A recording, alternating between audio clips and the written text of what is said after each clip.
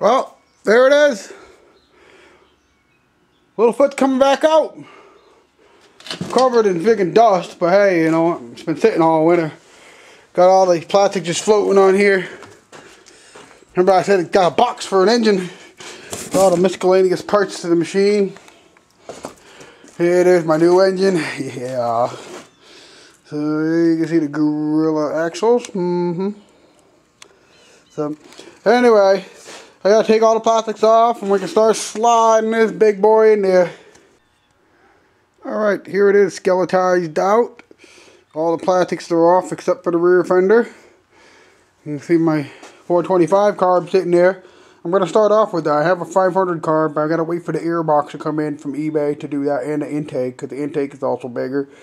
But you can see my brand new starter. So now I got to remove this drive shaft here on the front here, this propeller, in order to put this motor in easy. Taking it out was one thing. I had to jug off so we could wiggle it around a lot to get it to slide out, but we're not going to be able to put it back together like that. So I'm going to slide it right into the rear one. You can see down there with the pin halfway out ready for it. That's what we're going to do with the rear. But the front one, I'm going to just take it off and just slide it in and slip it in. That's the easiest way. So here we go. Yeah! It's almost there! Halfway in. Well, officially the motor's in the frame rails. It's not bolted, it's not on the motor mount yet. But you can see I got to still finish getting that drive shaft all the way in there. You can see how I let the pin sit out halfway. I'm going to replace them with new ones. They don't recommend you to reuse these pins, but I'm too much of a hurry to ride this thing to see how it runs. So, and you see the front drive shaft still not connected.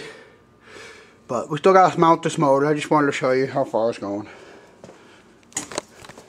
Engine's officially in. Drive shaft's connected, front and rear. Beautiful. Now it's time to bolt up the motor. Start doing some of the electrical exhaust, and we can give it some fuel, see if she runs. Alright, I got the carburetor hooked up, breather tube, spark plug wire, throttles hooked up, the starter is installed. I gotta do some wiring. I got the reverse wiring hooked up. Let's see. We got all the coolant hoses hooked up. We got them done. Fuel lines connected. Ground wire, power wire. This is another wire I gotta send up, and this gets connected to that thermo switch right here. That makes your red light turn on when you run hot. That's gonna get connected. That's about it. It's coming along pretty good. Let's keep you posted. Stator is now installed. Gotta put the flywheel on and the pull start cover.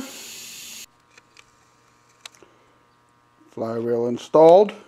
Starter Bendix drive installed. Next is for the pull start cover, which is right there. Yes, sir. Okay, I got the air box on. The funny thing is I can't find my gas tank. I don't know where the gas tank went in this big old barn. Anyway, very close to fire, and I got all the electrical hooked up for the ignition and everything. I gotta fill it with oil and antifreeze and find my damn gas tank and fill it up with some petrol and give it a whirly whirl.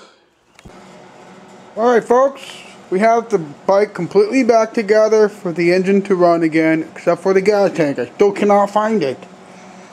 I've already cranked it over and primed the oil pump. Put some coolant in it.